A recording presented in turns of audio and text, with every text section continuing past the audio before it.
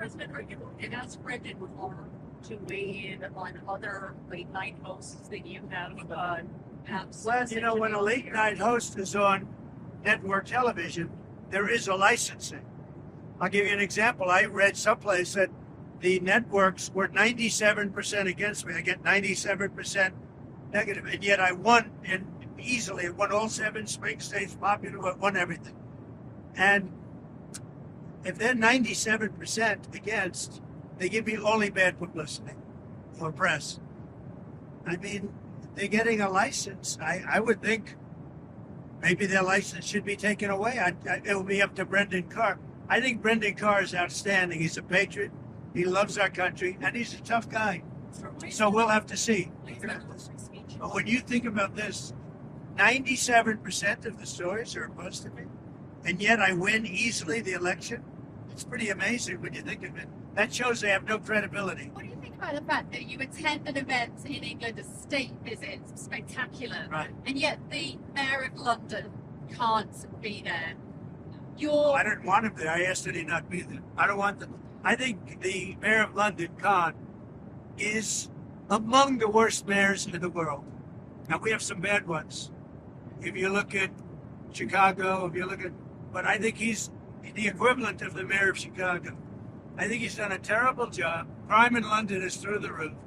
The mayor of London, Mayor Khan, has done a terrible job. And on immigration, he's a disaster. No, I asked that he not be there.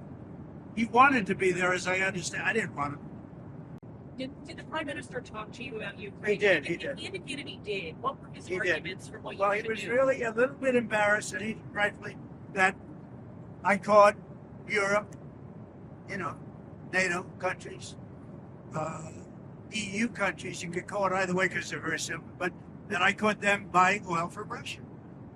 And he said, that's not good. I mean, I appreciated that he said that. He said, that's not good. Now, how about that?